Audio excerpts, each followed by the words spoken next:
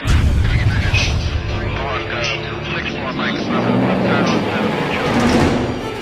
hora del complot.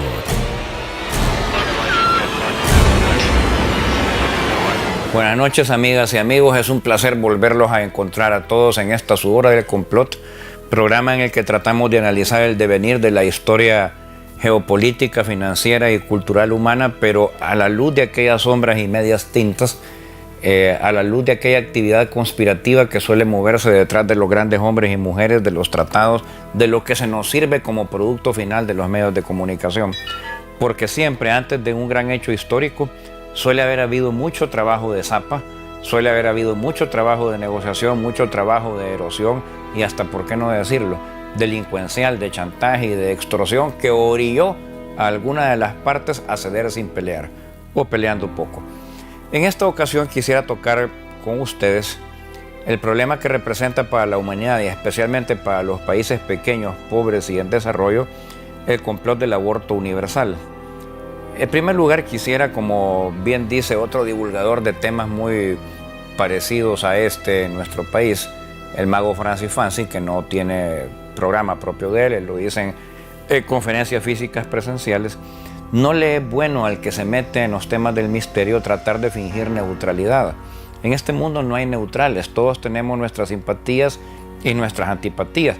Otra cosa es que estén bien fundamentadas de acuerdo a la razón, a la investigación, a los precedentes previos, a la documentación. Uno nunca, en lo que se trata de decisiones de la vida moral o de la vida pública, debe guiarse por la víscera, por las simples emociones, sino que por aquello que previa investigación racional individual no debe permitir tampoco la influencia de autoridades que se arropen dogmáticamente en una infalibilidad metafísica de cualquier tipo.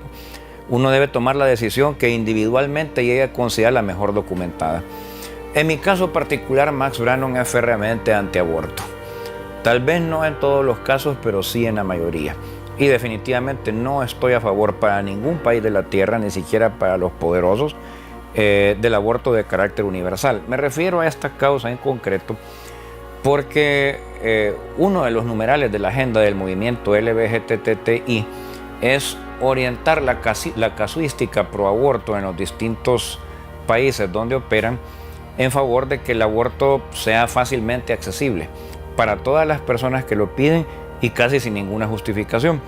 Este tipo de aborto es el que se conoce técnicamente como aborto a petición o también aborto en fases terminales. Prácticamente lo que significa es que si una mujer considera que no va a poder sostener a aquella criatura o que tuvo un desengaño amoroso, que no va a recibir el apoyo de la contraparte o estaba deprimida, puede pedir un aborto parcial, se le llama también en los Estados Unidos, y que el Estado, a través del sistema sanitario, intervenga en extraer el producto de sus relaciones sexuales, por supuesto matándolo, ¿verdad? No hay una manera de extraerlo vivo porque en tal caso ya no sería aborto sino que parto. Quiero decir que en primer lugar esto es peligrosísimo y prácticamente un suicidio para la mujer, porque no hay aborto seguro, pero el menos inseguro, el que ofrece mayores probabilidades de supervivencia para la que se niega a ser madre, es el que se acomete en las primeras semanas de embarazo, no más de 4 o 5 semanas. De ahí, si usted deja pasar el tiempo a sexta semana, séptima, octava, pues a medida que se va aproximando a su madurez el feto, cualquier extracción, sea por medios químicos o médico-mecánicos, puede significar un legrado involuntario, es decir, un sangrado del vientre materno de la matriz y con ello una hemorragia indetenible, porque el mismo fluido amniótico que rodea el feto, en el caso del tejido materno, impide la coagulación. Entonces, si no hay coagulación, la mujer puede perecer víctima de una hemorragia provocada por su misma petición, que es algo a lo cual el Estado no se debe prestar, porque todavía estaría siendo cómplice de un suicidio. Para la suicida es suicidio, pero para el Estado ya sería complicidad de homicidio. Y además, si usted lleva ahí, por ejemplo, a su hija, a su sobrina, a su esposa, a que sea normalmente atendida de un embarazo que viene normal o que tiene ciertas complicaciones pero que se pueden curar, que se pueden atender, complicaciones que no van a significar necesariamente en el estado actual del desarrollo de la medicina comunitaria un problema a la hora del parto, ¿qué confianza le podría tener a los doctores, enfermeras o a la clínica o a la unidad de salud donde hagan abortos del tipo de parto parcial, es decir, de extraer el feto a pedacitos en cualquier edad que se tenga en meses el embarazo.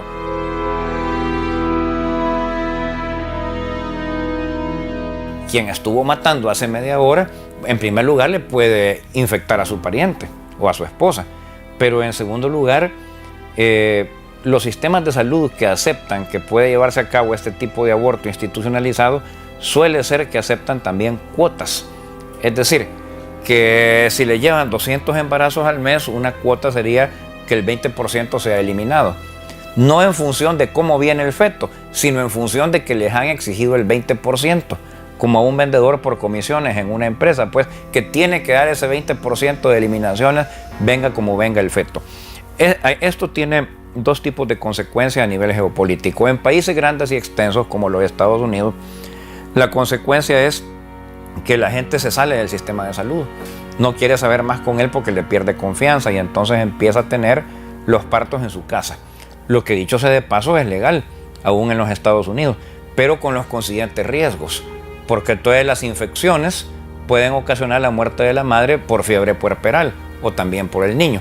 Y también es una manera fácil de que las razas inmigrantes, las poblaciones inmigrantes, metan a sus mujeres embarazadas para tener a los niños clandestinamente y que de esta manera salgan ya ciudadanos del otro país. En otras palabras, si usted convierte en asesino y abortista al sistema de salud, lo convierte a su vez en cómplice de la inmigración ilegal. Entonces está desestabilizando el sistema.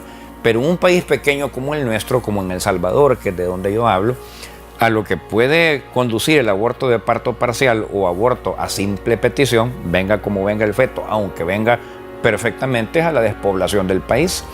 Pero alguien va a decir, bueno, y con tantos niños como nacen en El Salvador, ¿cómo va a llegar eso a ser una despoblación? Con solo que el número de fetos hembra que sean abortados sea mayor, mucho mayor que el número de fetos varones, automáticamente se produce un desbalance demográfico que a la hora que se produce la adultez o la adolescencia impide que se lleven a cabo las asociaciones conocidas como matrimonios o acompañamientos de las cuales va a surgir una nueva generación.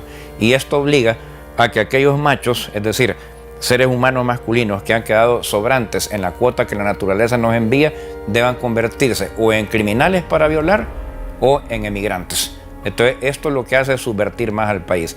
¿Qué hacer entonces? Porque es un hecho que hay un problema mundial de superpoblación. Yo no adopto la postura de los católicos fundamentalistas de que no hay ningún problema, la tierra puede alojar cualquier nivel de población. Eso es mentira, no nos demos paja. Son tres cuestiones bien sencillas.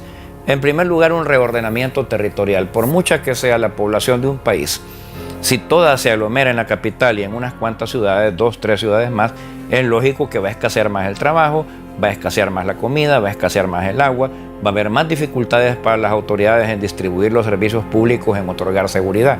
Pero si usted genera una especie de un antiguo gobierno que hubo aquí, lo llamaban Plan Bienestar para Todos, o sea, focos de trabajo productivo en distintas partes del país, distribuye la población y consiguientemente la población relativa, que es la del número de habitantes por kilómetro cuadrado, disminuye, aunque no disminuya la población absoluta.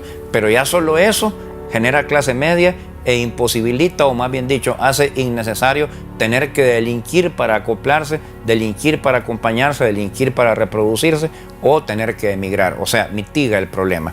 Una segunda cosa es que para que esta redistribución de población no tenga que ser compulsiva y dictatorialmente decretada, el ciudadano tiene que tener aspiraciones materiales aparte de reproducirse. Entonces se debe estimular, preferiblemente a base de becas y por estímulos bancarios, a los mismos bancos, los gobiernos que tienen cierto toque socialista como el que tenemos aquí en El Salvador, y también, ¿por qué no?, los gobiernos capitalistas.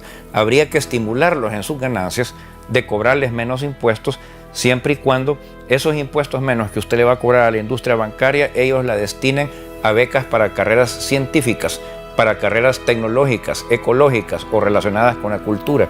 Porque si hay un hecho cierto determinado por la psicología freudiana en el momento actual, es que mientras más intereses culturales tiene la persona, menos intereses tiene a temprana edad en la vida reproductiva sexual. Y la tercera cosa que habría que tomar muy en cuenta, que creo que haría innecesario el aborto de parto parcial o universal, es el hecho de que quienes por esto abogan, que son las feministas de corte radical, en realidad lo que están tratando de hacer, y a sabiendas, no es que lo ignoren, por lo menos su dirigencia sí lo hacen a sabiendas, es de crear una industria, la industria del genocidio de infantes. Porque este tipo de abortos, para que sean hechos sin muerte de la madre, significa una vez más clínicas especializadas, doctores especializados, enfermeras especializadas, nuevos equipos, medicamentos que hay que recetar para después del aborto, seguimiento, etc. Entonces se quiere crear esta industria por cuenta de las grandes empresas farmacomédicas universales. ¿Por qué no mejor en el caso de países como en El Salvador y en todo país cristiano, o que de cristiano se la lleve, todavía mejor, en todo país monoteísta? Voy a extender el tipo de solución que ofrezco también a los países musulmanes y, por qué no, al mismo Israel, que a su manera también es monoteísta.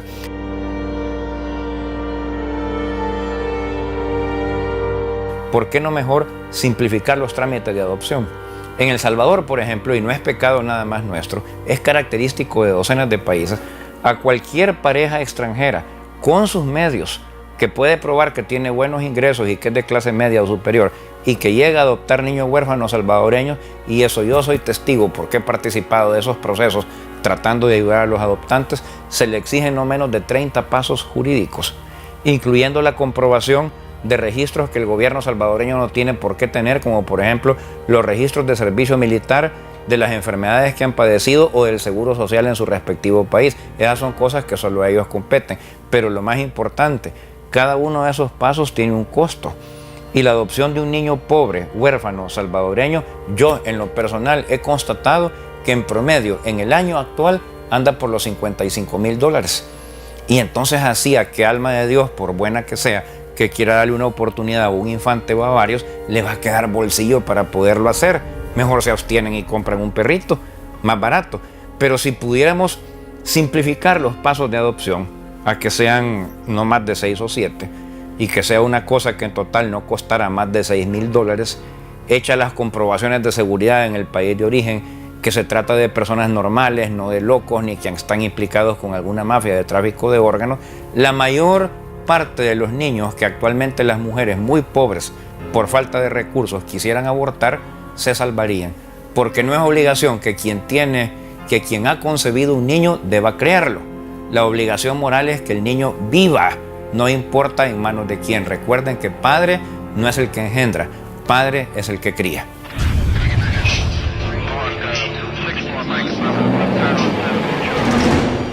La hora del complot.